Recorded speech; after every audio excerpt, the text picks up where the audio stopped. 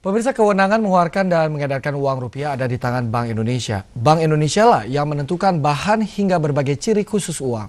Lalu mengapa uang palsu bisa marak beredar? Berikut penelusuran kami selanjutnya.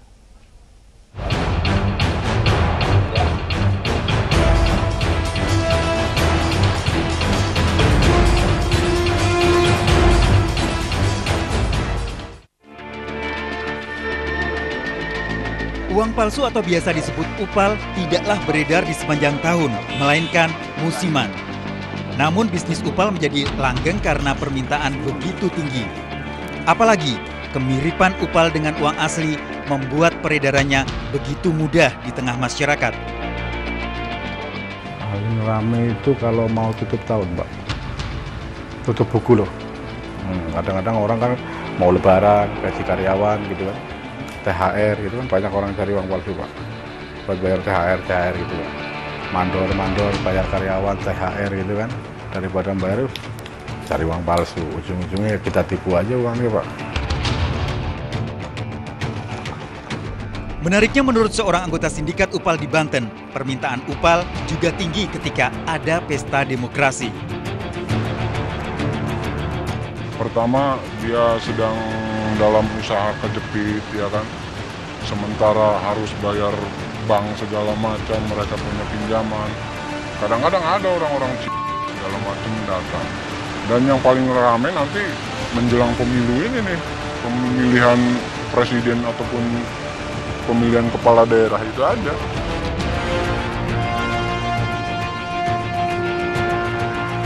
Pemirsa, pertengahan tahun 2012 terungkap jaringan uang palsu di wilayah Menes, Pandeglang, Banten. Tidak tanggung-tanggung, uang sebesar 8,4 miliar rupiah ditemukan di wilayah yang jauh dari perkotaan, termasuk seperangkat peralatan cetak uang palsu. Informasi yang kami dapatkan sampai dengan hari ini tidak pernah berhenti peredaran uang palsu di Provinsi Banten. Lalu dari mana uang palsu yang saat ini masih beredar?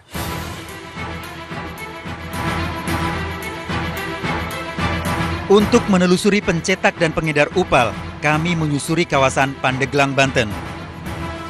Dan ketika menemukan salah satu simpul jaringan, kami pun ternyata tidak mudah menemui mereka.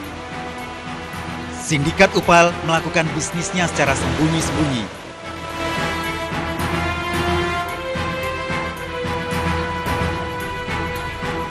Ketika sepakat bertemu pun, mereka yang menentukan di mana dan kapan. Pak, saya sudah ada di Banten nih, Pak. Saya kan jadi untuk beli uang palsu itu, Pak. Saya harus kemana ini, Pak? Tahu arah selatan, Pak. Arah selatan ya, Pak ya? Iya, di Bayah tahu. Saya harus ke Bayah. Iya. Oke. Bayah, Pak. Nanti saya ketemu di sana, Pak. Iya. Ya, Pak, kalau untuk percetakan itu sendiri ada di mana sih, Pak? Sekitar Bayah lah, Pak. Bahkan kesepakatan bisa berubah seketika semau mereka. Siang, Pak. Iya. Saya sudah ada di ini, yang pinggir pantai yang banyak perahu-perahu, Pak. Iya, saya nunggu di mana? Iya. Ya, saya tunggu, Pak ya. Hingga akhirnya mereka yakin pertemuan pun terjadi.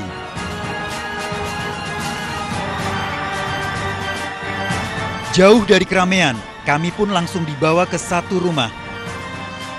Di sana kami bukan saja disodorkan upal rupiah, tapi juga upal Amerika Serikat, Cina, dan Brazil. Walau sekedar untuk mendapatkan contoh upal, ternyata kami harus membelinya. Karena menurut pemain upal, biasanya mereka bertransaksi dalam jumlah banyak. Karat pulang dari 25 nggak bisa nih, 1 juta gitu nggak bisa ya? Iya, bisa aja sedikit, Mbak. Umpama saya beli 1 juta, dapatnya 2 juta. Iya, kalau tanggung sih, kalau sedikit-sedikit mah uang itu ya. Beli 1 juta? Iya. Nah, itu bisa dapat yang merah sama biru nggak, Pak? Bisa. Bisa ya, Pak? Iya, dapat 2 juta gitu ya. Ketika sepakat upal tidak bisa langsung diterima, si pemain akan menghubungi jaringannya. Hingga akhirnya serah terima uang palsu kemudian terjadi di tempat dan waktu berbeda.